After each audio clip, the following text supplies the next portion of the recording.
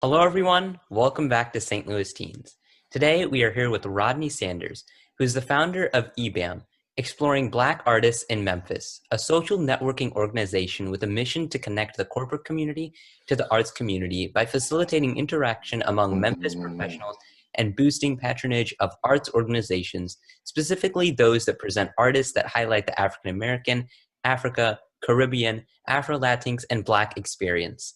Rodney, you were selected as one of 4 Harvardwood heroes last year. Mhm. Congratulations, and thank you for your phenomenal work for artists in the community.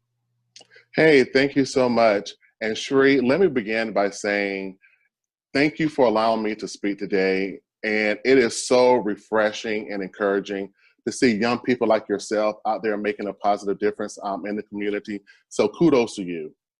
Rodney, thank you so much for being here with us today. Can you tell us a little bit more about yourself and what inspired you to start eBAM? Yeah, so what inspired me to start eBAM, and like you said, eBAM stands for Exploring Black Arts in Memphis. It's a social networking organization. We have about 1,500 members. And the goal of eBAM is to bridge the gap between the arts and the business community, or more generally, professionals in the area. Now, from an early age, I have been drawn to the arts, right? So I remember in 3rd grade when my teacher took us to go and see Beauty and the Beast at a local high school. And from the moment the music began and characters came on stage, I was hooked. It was mesmerizing. Just seeing the live performers on stage, singing and dancing and bringing characters to life. And when I was in middle school, I took like acting classes on the weekend. And then when I got into high school, I really became involved in the National Forensics Tournaments, National Forensics Organization. I think it's now known as the National Speech and Debate Association. So my weekends in high school were consumed with competing in speech tournaments, poetry and dramatic interpretation. And I was pretty successful. I won a number of awards. I was the first for my high school to win state and regional trophy for dramatic interpretations. And so if there's anyone out there that's familiar with the National Speech and Debate Association, please support that organization in your school or in your school district. Now, when I got to undergrad at Duke, I had a wonderful professor who saw something in me and provided a way for me to go to New York City to see a little musical called Rent. You've heard of Rent, right? Yes, yes. Yes. So at the time, Rent was a game changer. So at the time, Rent was our Hamilton, if you will. It was modern. It was refreshing. It broke the mold in terms of what a Broadway show should look like. But more importantly, Rent was a contemporary musical that spoke to what was happening at the moment. And that's what I want to emphasize about the power of the arts and what drove me to create eBAM. One of the powers of the arts is that art is able to give voice to the voiceless and shine a light on the invisible. It allows us to see ourselves on stage and then interrogate our own beliefs and our deeply held view about people in the world around us. It exposes us to other people that we would not ordinarily see or be familiar with. So for example, there's a play by the wonderful playwright Lynn Nottage called Ruined, which illuminated what was happening to women in the Congo. Now, I've never been to the African country of Congo. I was tangentially familiar with what was happening in the area. But there I was in my seat, immersed in the lives of these people, thousands and thousands of miles away. And so if I can just take a step back for a second, is that first and foremost, I'm a business person, right? So I received my MBA from Carnegie Mellon University. And working in corporate America, I saw this divide between the corporate community and the arts community. That relationship was skewed a bit in the sense that when most people think about that relationship or talk about the relationship between the arts and the business community, they normally talk about it from the standpoint of what the business community is able to provide the arts community in terms of financial resources. And I think that this is a very narrow way of understanding that relationship. It is definitely more of a codependent relationship, which I would say needs some nurturing. And so what I mean by that is that the arts community needs the support of the business world. That makes sense, you know, intrinsically, it's strategic. But here's the thesis of eBAM. It's not solely about what art organizations can get from professionals, right? It's also about the value that the arts offer to individuals in a community, including working professionals. So most professionals, they want to be cultured, right? These are people who have gone to college, they're educated, and they want to live in a place with a thriving arts community. And studies have shown that cities that want to attract and retain working professionals in their city need to support the arts. So professionals want to engage the arts, and they should be given exposure to the arts. But here's the difficulty, right? So think about it from this standpoint. So think about a city like Memphis, right, which there's a number of Fortune 500 companies. When professionals move into a city, they may be aware of some of the larger art houses, like an Orpheum, for example, but they may not be aware of some of the smaller organizations that may be doing phenomenal, creative, avant-garde work, right? And so that's one of the divides on that hand. And then on the other hand is that if you think about where a number of working professionals live, especially those with families, they normally tend to gravitate to the suburbs, right? And a lot of the arts organizations exist in the city. So one of the purposes of eBAM is to serve as that conduit and to shepherd in professionals who may not be aware of smaller arts organizations, who may be living in the suburbs, or who just want another group of people where they can experience that cultural exposure with. It serves as that conduit to bring everyone together. And Rodney, delving a little bit deeper into eBAM, you connect the corporate community to the arts community. So how do you do this? And I know eBAM does a lot of wonderful things, so I know it can be difficult. But if you sort of had to pick one part that would be your favorite, what would that be? Yeah, so I organize events that allow our members to meet up and patronize different art performances and events across the city. Now, Memphis is a majority minority city. So a lot of the smaller art organizations are headed by African Americans. And so one of the things is that these smaller organizations often fall in the shadows of the larger art organizations that already have the reputation, the notoriety, and the marketing span, right?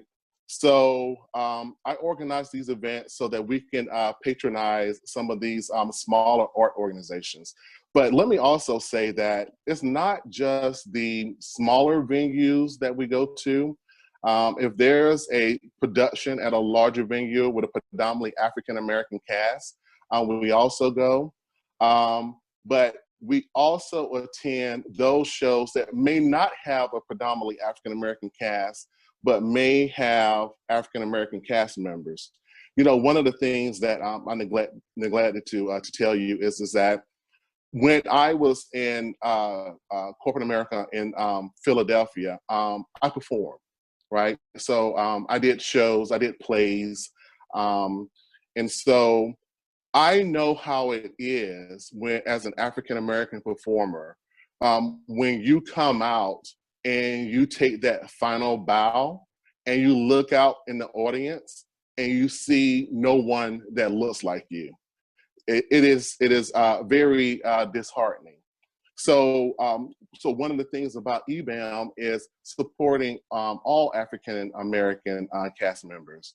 And so, kind of, you asked the question just in terms of, you know, what is my favorite part?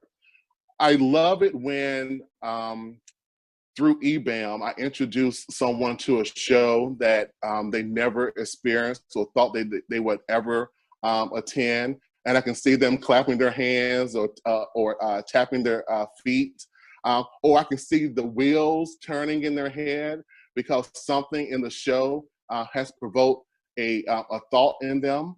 And another piece that I love about the whole eBAM process is that after we see the show, we then meet up, normally the whole group or a subset of the group, meet up at a restaurant to discuss the show. And so just anecdotally, I know that I and also a lot of the members, they love that post-show discussion, because how many times have you gone to see a theater show and there's no one for you to discuss and digest and take it in except for yourself? And so this allows us to kind of collectively get together and discuss the show. So that post-show discussion is always one of the favorites. And Rodney, you also serve as the board chair for Perfecting Gifts, providing education and training to youth in voice, dance, and performance. And from your experience with youth, what is one of the most pressing needs of our youth today, and what solutions does music offer? Yeah, so Perfecting Gifts is a 501c3 nonprofit youth performing arts organization. And the mission of Perfecting Gifts is to nurture, mature, and celebrate young, talented performers through artistic and spiritual enrichment. It was founded in 2017 by our executive director, Sharonda K. Mitchell. You may have heard of her. She sings background to Smoking Norfolk, who's a very famous gospel music artist. And she also has music herself. She's recorded records in and of herself. So my work with Perfecting Gifts is the real reason that I won the Harvardwood Heroes Award last year. Now, Perfecting Gifts, we are known for excellence. Our students are able to sing, dance, act, and they do it all. And even a few years ago, our students recorded a music video, which you can find on YouTube. Just search for Perfecting Gifts. And so Memphis is a music city. And I always tell people that, so when you come to Memphis, Memphis is kind of, music is in the DNA of, music is in the DNA of Memphis, right? So Memphis is the home to Elvis, Aretha Franklin, even Justin Timberlake. But also, Memphis is like I mentioned before, is a majority minority city. And there are a number of impoverished communities that have struggled with a history of disinvestment over the years. And so one of the beauties of Perfecting Gifts is that it provides a safe arena where children from all walks of life can discover their artistic potential. And we know from studies that kids who participate in the arts, that the arts can promote academic excellence. It can enhance self-esteem. It can offer fresh perspectives of the world. It can stimulate creativity, which as a someone in corporate America, as a business executive, that's one of the things I screen for, and that's in terms of creativity.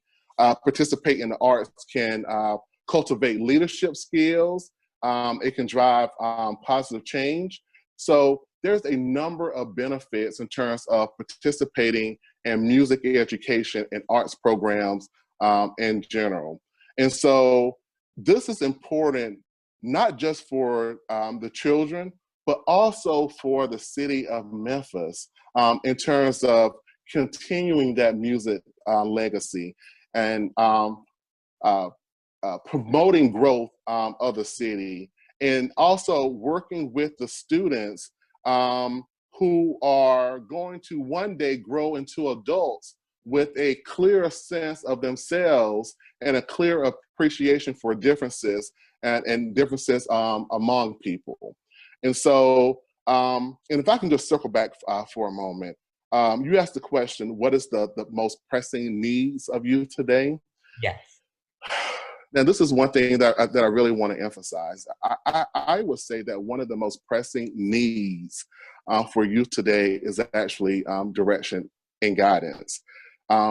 When young people don't have someone guiding them in the right direction, they can get off track and be lulled into activities that are not good for them or good for their future.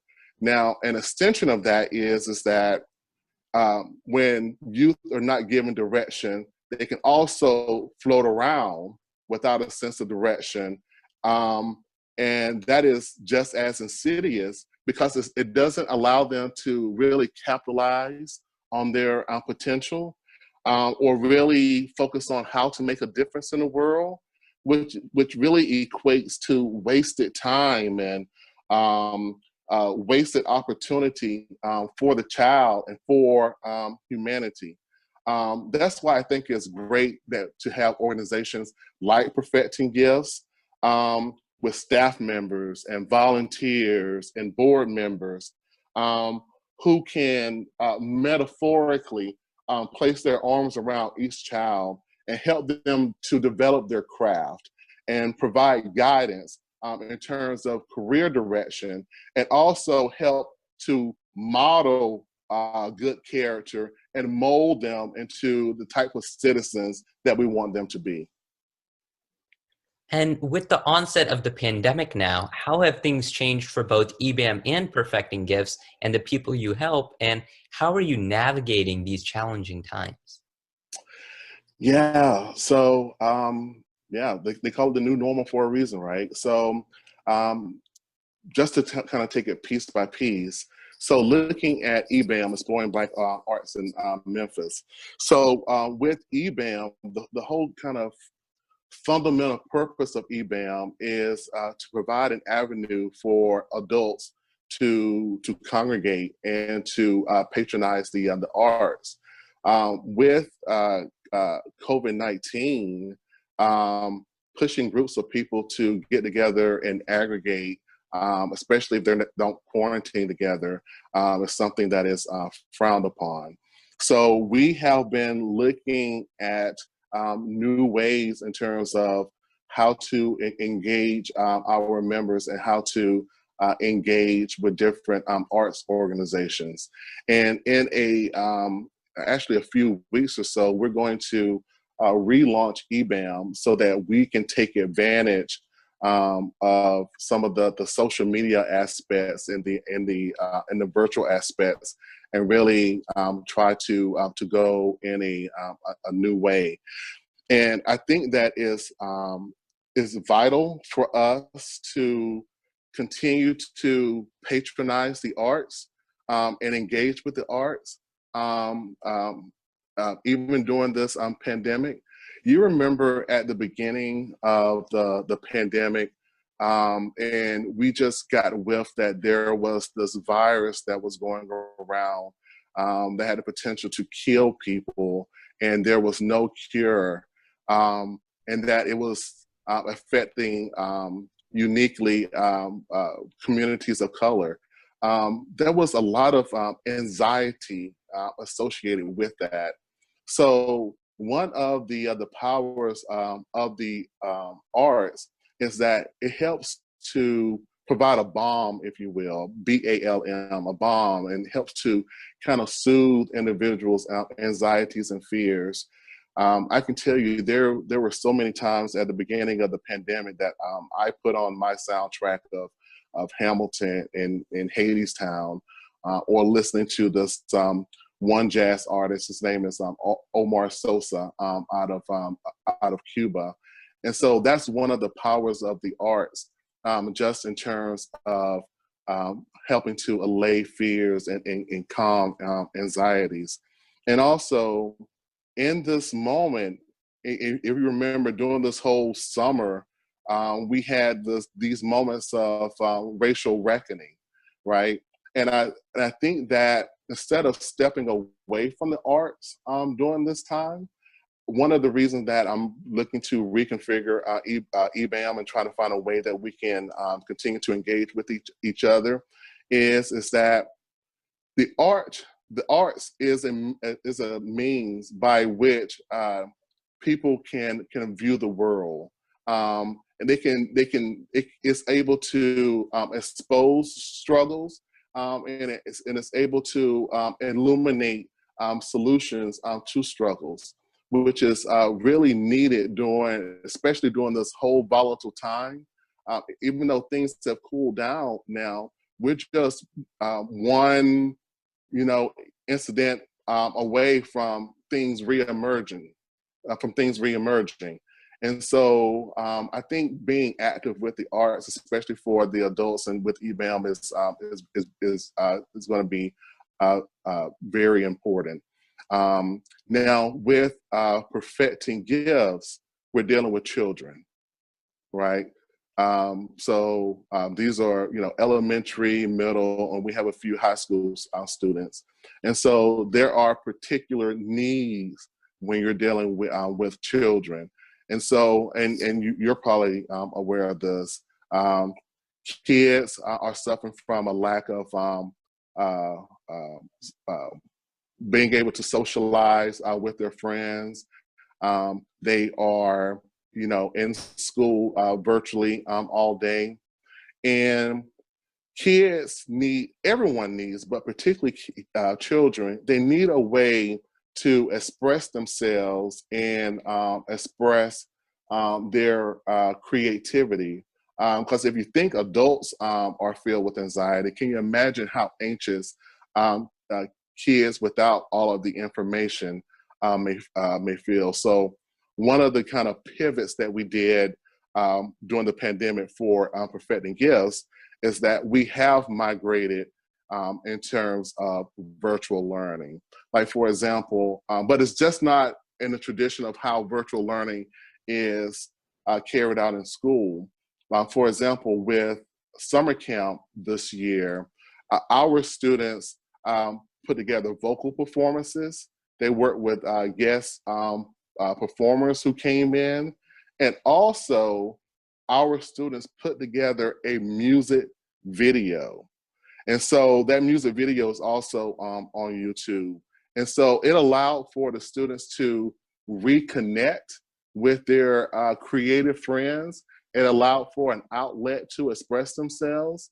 And also, as I mentioned before, the participation in music program and arts program helps to promote the academic learning that kids get in school. So we are continuing to offer programming with Perfecting Gifts, and we have something amazing coming up that I cannot announce yet. But continue to engage virtually, but doing it in creative and fun ways to really to keep the kids motivated and engaged and provide as a way to express themselves during this whole pandemic. And Rodney, you talked a little bit earlier about the needs of the youth and that necessity for guidance and direction. I want to ask now, from your experience working with youth, what is one of the biggest strengths of today's youth that one can leverage to become leaders and to make a difference in our world?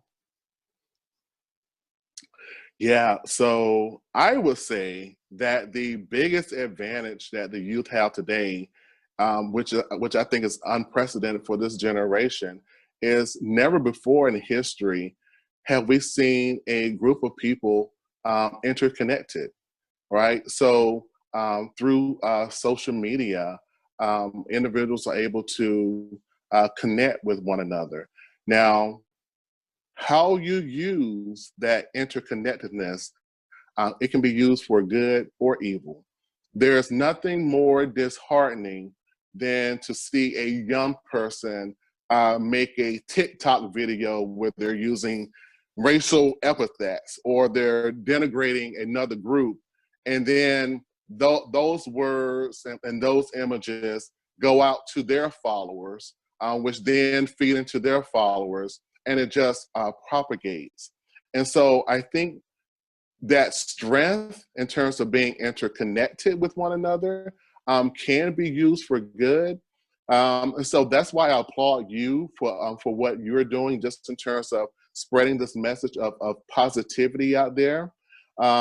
Because given how connected our kids are, can you imagine the effect in terms of putting out positive messages? It's almost like the butterfly effect. A little ripple can turn into a bigger ripple. And so being able to use that connectiveness and using that voice, that power of social media to connect with one another for positive change. And Rodney, what would your advice be for teens who are aspiring to become music entrepreneurs and leaders like yourself?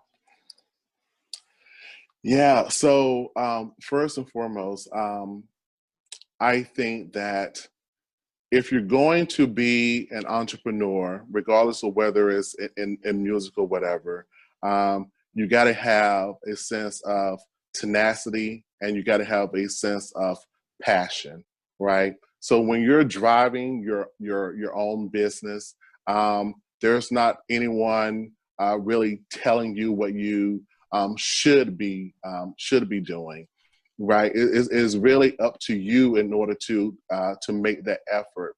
Now, if we were to drill down and look at music education or just music entrepreneurship, whether that person is going to go to Broadway or whether they're going to open up an arts organization, whatever that they're going to do, it's very important for the young person to have a sense of self and also an even greater sense of tenacity. And the reason I say that is that most people view the arts or participation in the arts as play, right? They don't see it as real work. And there's going to be a lot of naysayers out there telling those who want to participate on Broadway, those who want to be musicians, that they should pursue real careers, whatever that is. But if there is a drive in you and there is something that you really want to do, you really have to understand yourself and really be able to push forward despite of the naysayers, because you don't want to go your whole life and then have regrets.